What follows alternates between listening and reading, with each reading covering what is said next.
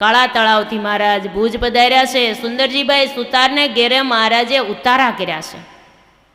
એકવાર મહારાજ એ સમયે ભુજમાં હતા ત્યારે એકવાર એવું બન્યું કે સુંદરજીભાઈના પુત્ર રાઘવજીભાઈનો અંતકાળ આવ્યો. દીકરાનું નામ હતું રાઘવજીભાઈ.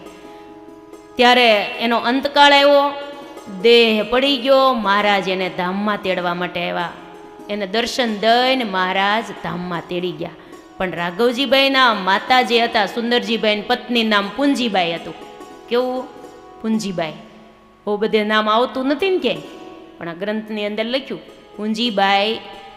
એને એવા કંઈ દર્શન ન થયા કે અંતકાળે મારા દીકરાને ભગવાન ધામમાં તેડી ગયા હોય, એવા દર્શન થયા નહીં. પણ મહારાજ તો એને ધામમાં તેડી જ ગયા હતા.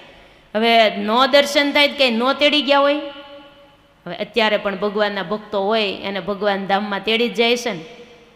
અને નિષ્કુળાન સ્વામીએ લખ્યું છે, રથ વેલ વિમાનને વાજી મૂકે દેહ ગણું થઈ રાજી, કહે તેડવા આવ્યા છે નાથ, હું જાઉં છું મહારાજની સાથ. અગાઉ દર્શન દઈને કે અમે તમને તેડવા આવશું અઠવાડિયા પછી, 15 દિવસ, મહિનો, વરદીન વાર હોય તોય કહી જાય અમુક ભક્તોને મહારાજ. કોઈને કહી ગયા નથી ને? કોઈ નથી કહી ગયા ના સભામાં કે આટલા દિવસ પછી તેડવા આવશું, તૈયાર રહેજો. પણ આપણને કીધેલું જ છે, નક્કી નથી કે દિવસે આવશે એ કંઈ નક્કી નથી. આવશે ખરા હો, વાટ જોવાની. એ જે દી આવવું હોય તે દી આવે, આપણે કીધા નહીં કરવાનું. કેદી આવશો કેદી આવશો, કાંઈ નહીં.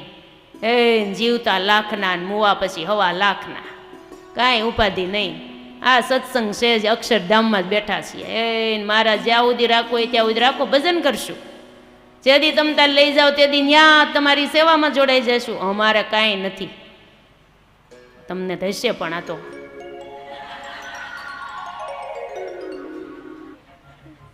અમે બધી રીતે તૈયાર છીએ, તૈયારીમાં બેઠા છીએ.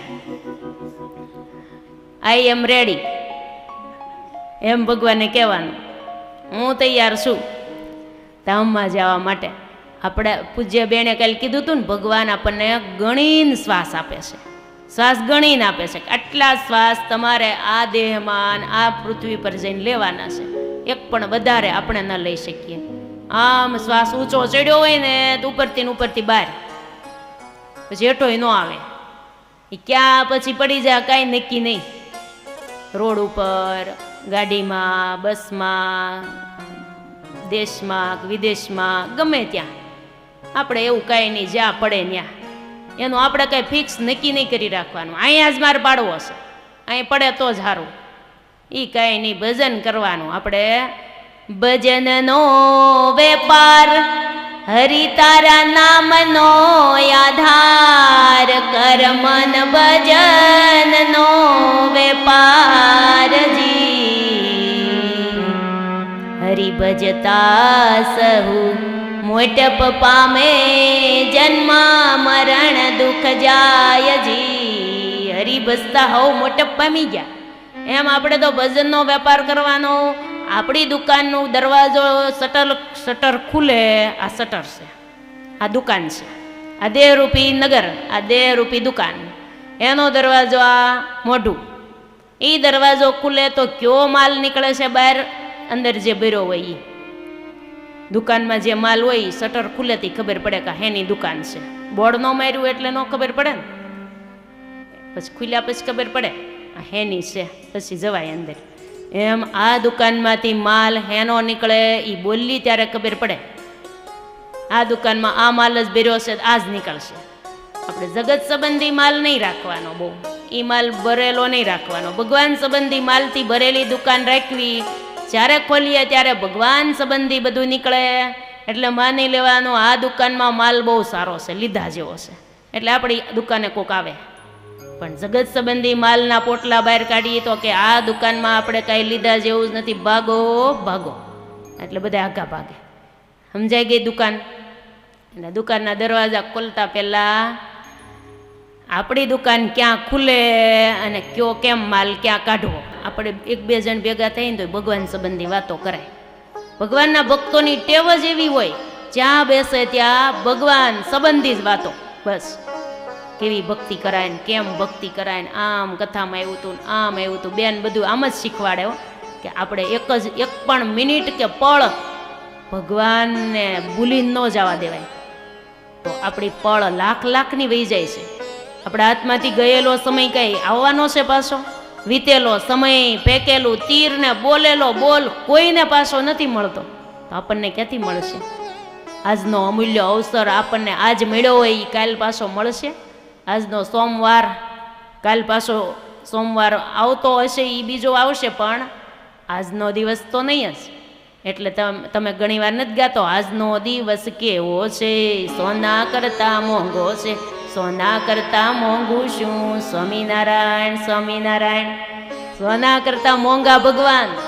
સોનું તો દુકાનમાં મળે, ભગવાન ક્યાં મળે? ભગવાન ક્યાંય મળે છે દુકાનમાં?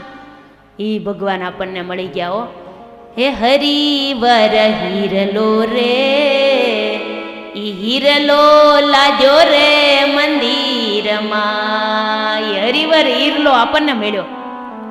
હિરલાને ખાતા પીતા સુતા બેઠા સર્વ ક્રિયામાં, ખાતા પીતા રે સુતા બેઠા સ્વપ્નામાં, અળગો નમે લુક્ષણ આગો હિરલો લાજો રે, આ હિરલો લાજો રે મંદિરમાં. આ મંદિરમાં, અંતરરૂપી મંદિરમાં હિરલાને હંગરીને રાખી દેવાનો.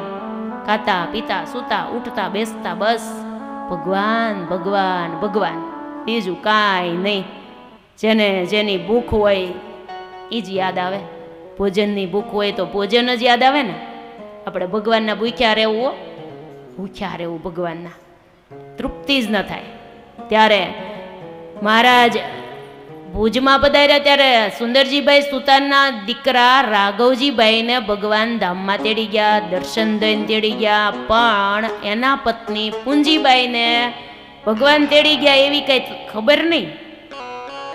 જતી વખતે, દેહ છોડતી વખતે એના દીકરાના મોઢામાં પ્રસાદીની તુલસીની માળાનો મણકો મૂક્યો. હોય ને તુલસીનું પાંદડું મૂકે કે પછી આ તો આખો પારો મૂક્યો. એ મૂક્યો ને એ કોઈને પાસે ખબર નહોતી. હો આ એક પૂંજીબાઈને એકને જ ખબર. એને દીકરાના અંતકાળ હતો ત્યારે એણે આ માળાના મણકાનો પારો મોઢામાં મૂક્યો હતો. એના માતાને તો કઈ ભગવાને દર્શન નહોત દીધા. દીકરાને તેડવા આવ્યા હતા, એને એકને દર્શન દઈને તેડી ગયા હતા મહારાજ.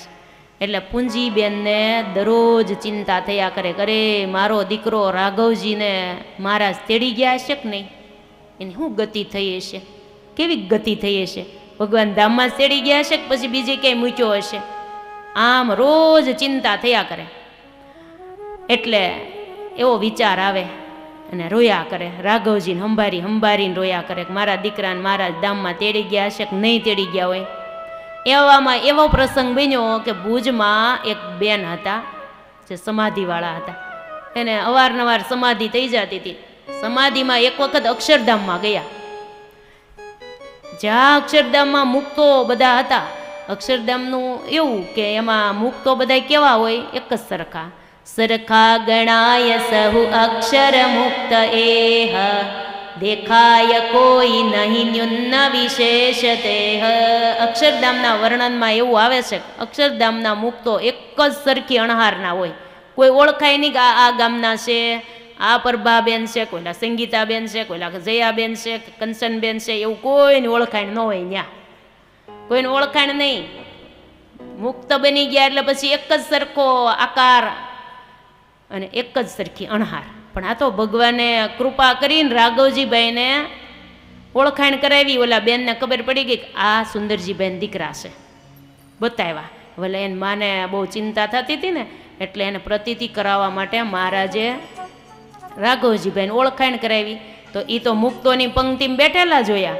એટલે એણે તો કીધું, લે રાઘવજીભાઈ લે, તમે અહીંયા જ છો ને? હા, હું તો અહીંયા જ છું, મને મહારાજ તેડી ગયા છે.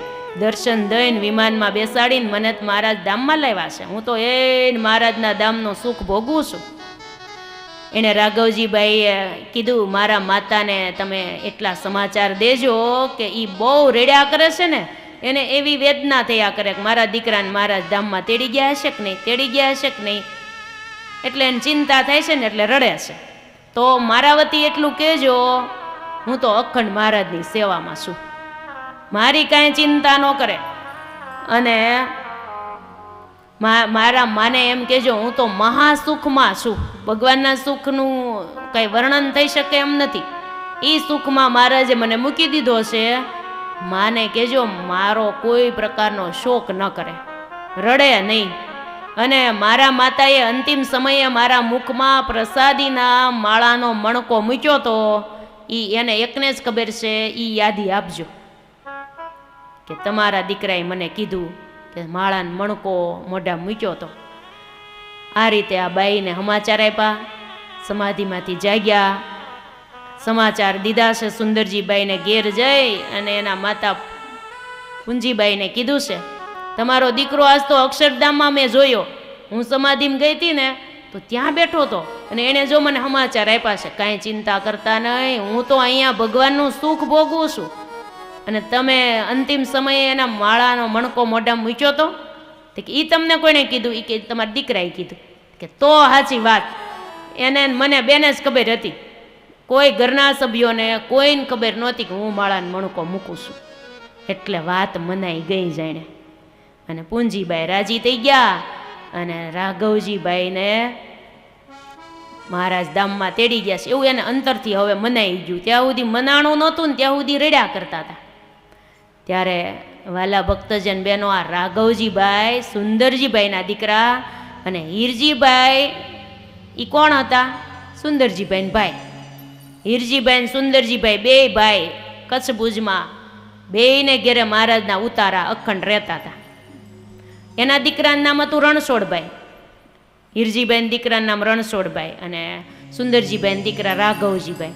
સાંભળજો, આ બે આગલા જન્મમાં સાધુ હતા. બે દીકરા આગલા જન્મમાં સંત હતા. થોડી ઘણી કસર રહી ગઈ હતી એટલે મહારાજે પોતાના યોગમાં લઈ અને કસર રૂપી રોગ ટાળી સવાસનિક ને નિર્વાસનિક ભગવાને બનાવી દીધા અને સ્વામિનારાયણ ભગવાને પોતાના દિવ્ય ધામમાં લઈ ગયા. આવા દયાળુ ભગવાન મળે એ આપણને મળ્યા છે.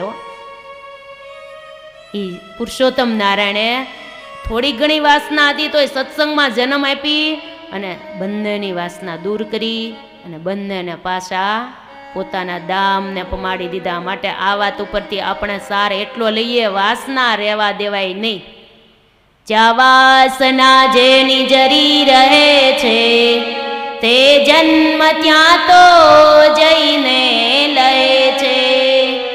માટે થજો સૌ નિર્વાસનિક, જો જન્મ મૃત્યુ તણી હોય બીક. જન્મ મૃત્યુની બીક હોય ને તો વાસના ટાળીને તૈયાર રહેવાનું છે. બધી મટીરિયલ મળી ગયું છે, ભગવાન ભજવાનો યોગ મળી ગયો, ભગવાન ભજવાનું સ્થાન મળી ગયું. આવા સત્પુરુષનો સંગમાં આપણે છીએ તો હવે અંતરની વાસના ટાળવી એ તો આપણે જ કરવું પડશે ને. થાળી પીરસાઈ જાય પછી ભોજન તો આપણે જ આમ કોળીઓ લઈને લેવું પડે ને. બધી જ ભગવાને આપણને સરસ મજાની વ્યવસ્થા આપી છે. અંતરના મેલને દૂર કરવા માટે જ આ બધા આયોજનો, કથાઓ, પારાયણો, સત્સંગ પર્વો, એના માધ્યમથી અંતરને નિર્મળ બનાવવાનું છે. કસર ટાળવા માટે ભગવાને એને સત્સંગમાં જન્મ આપ્યો. જો આપણે પણ કસર રહી જશે તો જન્મ તો આવી જાય હો. ભગવાનના ભગતને આવ્યો, સંત હતા તોય કસર રહી ગઈ હતી તો સત્સંગમાં લઈને પણ ભગવાને એને તો જન્મ તો આવ્યો ને. સત્સંગમાં પણ આવ્યો જ ખરો ને. તો આપણે લેવો છે? નથી લેવો, પણ જો નો હકણા હેલ્યા તો આવે પણ ખરો. એટલે સાવધાન હો, સાવધાની તો રાખવી જ પડશે જીવનની અંદર. અંતરથી જાગતા રહેવું પડશે, અંતરાત્માને જગાડવો પડશે, નહીતર ગાફલતા રાખશું તો જન્મ પણ આવી જશે. કસર રહી જશે તો ફરીવાર પાછો આવો તો યોગ મળવાનો નથી. આ જે યોગ મળ્યો છે એ કંઈ ફરી ફરીને મળે? આપણે એમ કહેતા હોય પછી કરશું ભજન, પછી કરશું, તો હું પછી આવો યોગ મળશે? પછી નહીં મળે તુને, પછી નહીં મળે, કંઈક લે લે લે લે ને લાવ, પછી નહીં મળે. દેવાનંદ સ્વામી આવા ચાપખા માર્યા છે. કંઈક લે લે લે 3 વાર કે આપણે માનની નહીં, પછી ઘણી વાર ગણાય કંટાળીને ન કહેતા હોય એમ સ્વામીએ લે લે લે કીધું. આવો લાભ પછી નહીં મળે, માટે લે આ લાભ. અને વળી એક પદમાં શું લખ્યું? કાળ ના ગળે નગારા, કાળ ના ગળે અગળ ધે ધે ધે ધે નગારા, કાળ ના ગળે.